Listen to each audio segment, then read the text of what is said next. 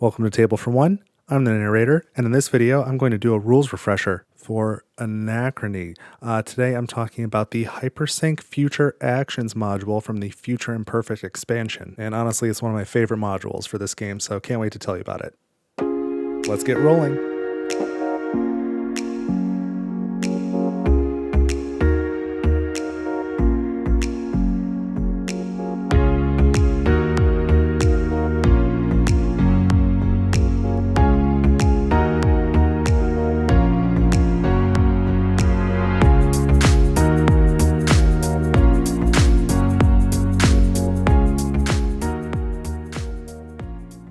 So I am set up now to talk to you about the Hypersync Future Actions module from the Future Imperfect expansion to Anachrony. So just as I've done with the other videos in this series, at the end of this video I will link to a solo playthrough of me using this module against the Chronosis so you can see it in action. And in this video I will start with an overview of what this module is, then I'll talk about compatibility with other modules, I'll go into the setup, then I'll get into the details of how everything really works. That's the main section, the nuts and bolts. And then I will end with a discussion of how you implement this in solo play. So you can find those chapter markers if you like and skip to any point that you want to. So let's start with a brief overview. A lot of this game revolves around using these warp tiles and giving yourself resources from the future and then trying to pay them back. So they might be, actual resources like gold and titanium. They might be resources in the form of workers, or they might be water or exosuits. That's a core mechanism of the game. What this module adds is it also allows you to take actions from the future, and then you'll have to, again, pay those back. So it's a really neat system. It's one of my favorite modules. Happy to tell you about it. So next we'll talk about compatibility, and this will be brief. It is compatible with all the other modules in Anachrony, with I guess the only exception being the original and 2.0 Chronobot, but it is compatible with Chronosis for solo play. The Hypersync module is compatible with Fractures of Time. Anywhere where you can use a genius in this module, it's okay to use an operator as well. I'll kind of talk about, when I get into the mechanics, what you need to know about combining it with Fractures of Time, but the quick version is you can blink onto the Hypersync board, but not off of it. And then again, you can use an operator just like you would use a genius. Additionally, we're going to have these hypersync tiles that you can place above the timeline, and it just calls out if you play with this alternate timeline module, which I usually do. This does not give you any of these bonuses or penalties because you're not placing it on the timeline tile itself, you're placing it above the tile. I think that's probably assumed by most people, but it's called out in the manual, so I thought I'd let you know. And then any effect in the game that would count how many warp tiles do you have on the timeline, go ahead and count these hypersync tiles as well. So that might come into play with something like the variable anomalies. But let's talk now about the setup for this game. So the first thing you need is this Hypersync sideboard. So this side is 2 to 3 players. This side is 4 players. They're identical, except for the 4-player side has this space up here, which is just not on the other side. So I'm going to put it on the 4-player side, but if you're playing solo against Chronosis or a 2 or 3 player game, you're using this side. 4-player only, use this. I'll just leave it here so I can explain that extra space when we get there, but if you're not playing a 4-player game, you just ignore this top portion. Then there are these 3 supercharge tiles. You're just going to put these off to the side. You won't need them until the impact. And then each player gets 3 hypersync tiles, one with each of the main board actions on it, and it's in their player color, and so just give those to each player. And then if you're playing a 2-player game or if you're playing solo against Chronosis, you always block off this spot. It's not available during a solo or 2-player game. And that's really it for the setup. So let's get into the details. So the Hypersync module gives you a new action type. So during the regular action phase, you have a new action you can take. And that is to place one of these tiles above the timeline. So you'll notice this one has the research action on it, this one has the recruit action, and this one has the construct action. So you can take one of those actions without placing a suit or using a worker. So you may place one of these as your main action on your turn, whether or not you have any suits, whether or not you have any available workers, and whether or not any of these spaces are available. None of that is relevant. What you do, let's say you want to take a a research action, you take this research tile and you place it above the current timeline tile. So just say we're in this era here, and that is regardless of where your focus marker is. So whether your focus marker is in the present era or a past era, you always place the tile in the present era. Now, one important rule is each player may only have one tile per era max, and you only have one of each type. So once you've used this one, you can't use that token again until you've retrieved it. So if I use this, say in this era, and now we're in this era, and I would like to research again, I can't use that tile. I could use one of these tiles, or I could move my focus, get this one back. We'll talk about how to do that, and then I could place it in this era. So again, only one tile per player per era, and it's always placed in the present era. And then when you place the tile, you immediately take that action as if a genius had taken the action. So the research one is pretty self-explanatory. The recruit action, you take it, you can recruit geniuses, and then you gain whatever the appropriate bonus is for whatever type of worker you've just recruited. And then the construct action, if you decide to take that one, you get the 1 titanium bonus for whatever it is that you construct. And that's really it. Any effects that apply to any of those actions would apply when you use this hypersync tile as well. So say you had, there's a super project that gives you a one standard resource discount on any construction action. If you have that super project and you place this tile, it still applies when you take this construct action. So you'd get the 1 titanium discount just as if you had sent a suit with a genius in it here. And then, if you have that super project, you get another discount for one of these standard resources. That would still apply. Same thing for the other actions here. But of course, there will be a price to pay for this. So next we're going to talk about the paradox phase, and I'm just going to set up a quick example. Okay, so let's pretend there's a 2-player game here with blue and green. So there's 2 blue hypersync tiles here, 1 green, 1 here. And then on the timeline, on this first area, we've got 2 green warp tiles and 2 blue. The second area, we've got just 1 green. The third area, we've got a green and 2 blue. So when we roll for paradoxes, normally it's whichever player has the most of the warp tiles on each era rolls. And if it's a tie, both players roll, or all players who are tied roll. The wording in the rule book is a little wonky, but basically what it boils down to is these tiles, these hypersync tiles, count as warp tiles for the era when you're rolling for paradoxes if and only if you also have at least 1 warp tile on that era. So if we look at era 1, green has 2 warp tiles, blue has 2 warp tiles, and a hypersync tile. So because blue already has warp tiles here, this hypersync is included as well, so it would be 3-2. So only blue would roll for this era. When we look at era 2, green has 1 warp tile, blue has none, and a hypersync. The hypersync is counted if and only if you also have at least 1 warp tile on this era. So because blue has no warp tiles here, green has 1, blue counts as 0. Only green rolls for era 2. Then we come to era 3. Green has 1 warp tile and a hypersync. So because green has at least 1 warp tile, this hypersync counts as well. So green has 2. Blue has 2 warp tiles, that's also 2, so both players roll on this era. Now, in addition to all of these rolls, there's also one more roll. The player or players who have the most hypersync tiles across the entire timeline roll 1 additional time. So in this example, blue would roll 1 more time for paradoxes. Now recall that earlier I said that each player may only have up to 1 hypersync tile per era, but each era can hold up to 1 per player. So it could look like this. That would be totally possible, where each player took a hypersync construct action in this era, and then in this case, both players would be tied for the most number of total hypersync tiles, so they would each roll an additional time. Now, when it comes to the end of the game, any hypersync tiles that you have remaining cannot be paid back at all when you are untangling the continuum. Like, you can pay back some of these warp tiles that may still remain to not have a negative victory point penalty, but if you have hypersync tiles, they cannot be paid back at all, and each one is worth -4 victory points, so you really don't want to leave them out there. So how do we get rid of these things? Well, you need to travel back with your focus marker to an era where you want to retrieve one of these. So let's say green moves their focus to here.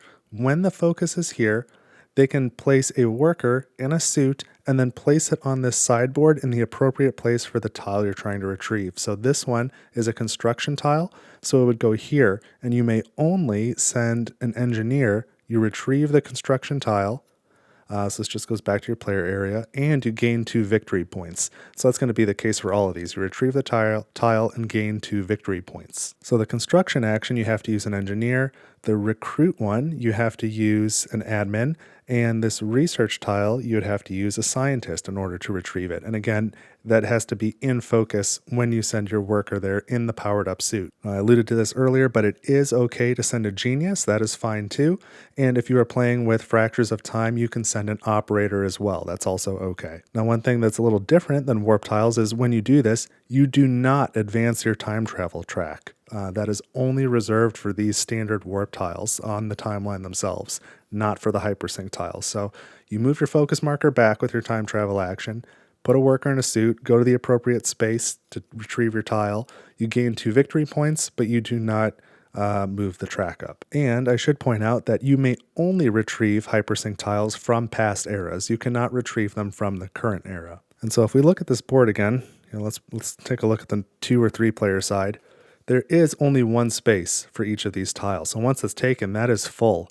So these are a very limited resource. In the 4-player game, on this side of the board, this extra space, you can pay 2 water to retrieve a tile from one of these spaces that's already occupied. But the worker restrictions still apply. So you still need scientists here, admins here, or engineers here for that particular action type. Now, one other thing that's important to note, you may only send a worker in a powered up suit to those spaces in order to retrieve one of these tiles. You cannot go there and not retrieve a tile just to get the 2 victory points. That is not allowed. So again, thematically, what you're doing is when you place one of these tiles, you're gaining the benefit of the action, but the action itself is being borrowed from the future. So the powered up suit and the worker who's using it, they're in the future taking that action and just sending the results of the action backwards. Now there are certain game effects. Here's a standard anomaly, but this can apply to variable anomalies too. There are some game effects that allow you to retrieve a warp tile from the timeline. You may not retrieve hypersync tiles that way. You may only retrieve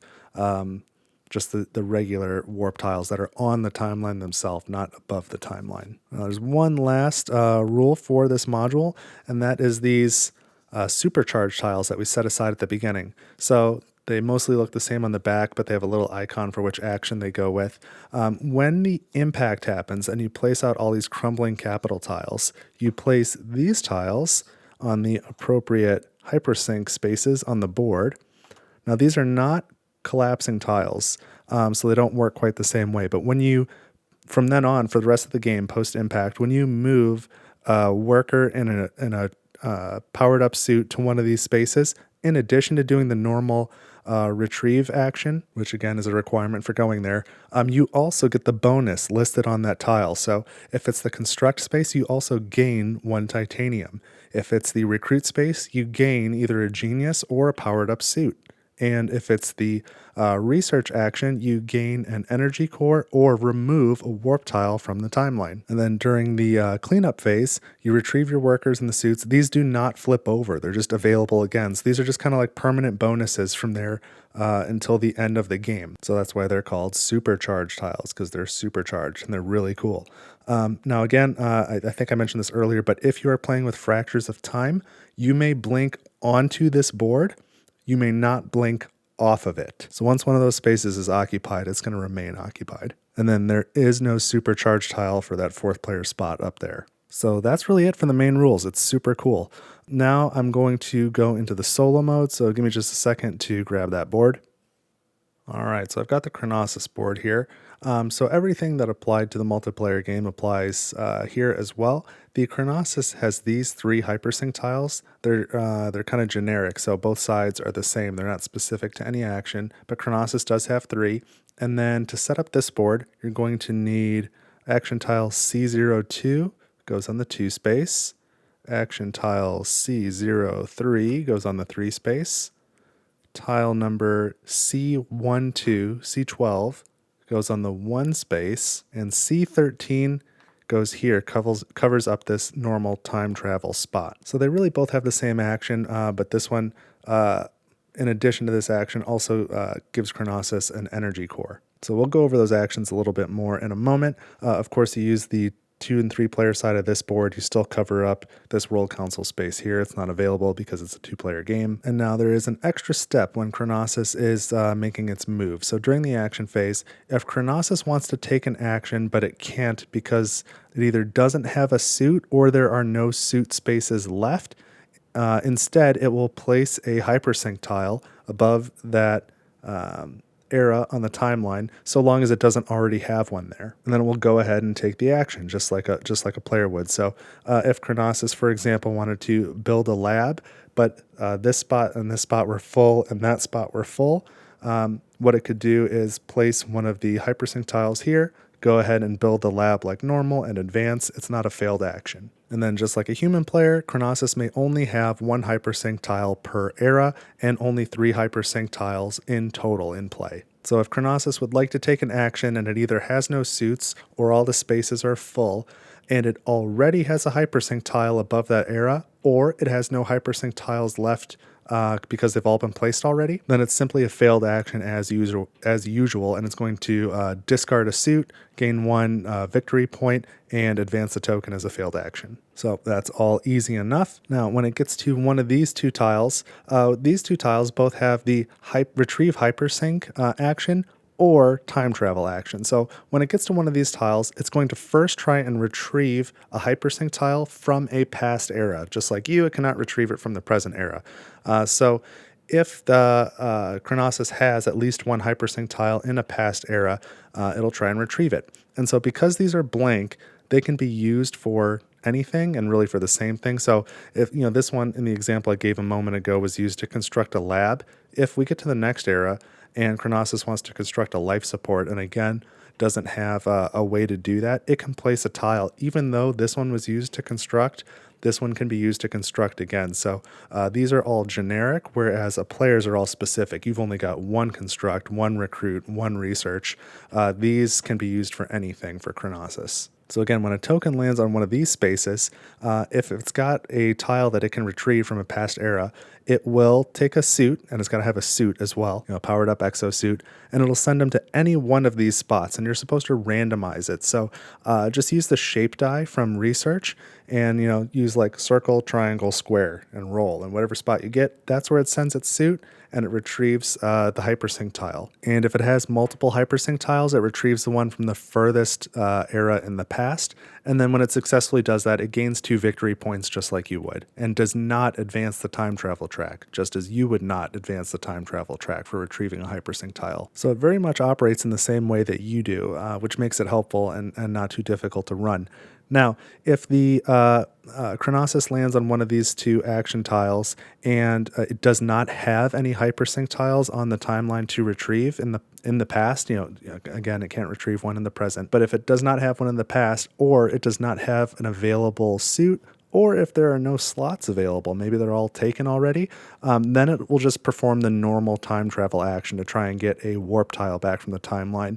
And in that case, it would advance the time travel track as normal. Now, on the B sides of these, if you flip this one over to the B side, then it's the same actions, but also gain 1 victory point. And if you flip this one over to the B side, it's the same actions, but also then it's got the auto leap function. So whatever space you're coming from, you take that action, you move the token to here, take that action as well, and then move the token again. So you can do that to increase the difficulty if that's something you want to do. And in fact, I flipped those both to the B side in my solo playthrough, which you can watch right now. And then a couple other quick notes for the solo mode. After the impact, when you've got all these supercharged tiles out, the Chronosis does not gain any of these bonuses from the supercharged tiles. It just does the normal action, so it just ignores those. And then just like warp tokens, when you get to the untangle the continuum step, Chronosis does not lose any victory points for hypersync tiles that are still on the timeline, or I guess above the timeline would be more accurate, but there's no negative victory point implication for Chronosis at the end of the game. Now, one other thing you can do to add difficulty to this is when the Chronosis is trying to retrieve a hypersync tile, instead of randomizing this and rolling, check the timeline for any tiles that you have. And whichever tile you have in the furthest back era, the Chronosis will prioritize that spot. So that can make it real difficult, but it's certainly your prerogative to try it out. So that's everything you need to know about the Hypersync Future Actions module. It is one of my favorite modules in the game because it's super compatible with everything else. Really, the rules overhead is not very high, but it lets you do some really interesting things. It's really cool. So the fun to rules ratio is really good. But if there's anything I missed or if you think I made any mistakes, let me know in the comments and I'll be sure to get back to you. And then again, you can watch this in action. I play a solo game against Chronosis using the Hypersync module, and then that link will appear at the end of this video. So don't forget, I've got a whole series of all the Anachrony modules that I'm working through. I've got a playlist. You can check those out as well if you're looking for other rules videos on these different modules. In a couple weeks, I will put out a module for quantum loops. And then after that, I will conclude with fractures of time. That is the big one. So that one's probably about a month out. So go watch the solo playthrough. And as always, subscribe and like and share this video if you wouldn't mind. That would be super helpful for me. And then don't forget to go play with Hypersync yourself and let me know how it goes. I really hope you like it as much as I do. But that's it for this video. Thank you for watching Table for One, and I will see you next time.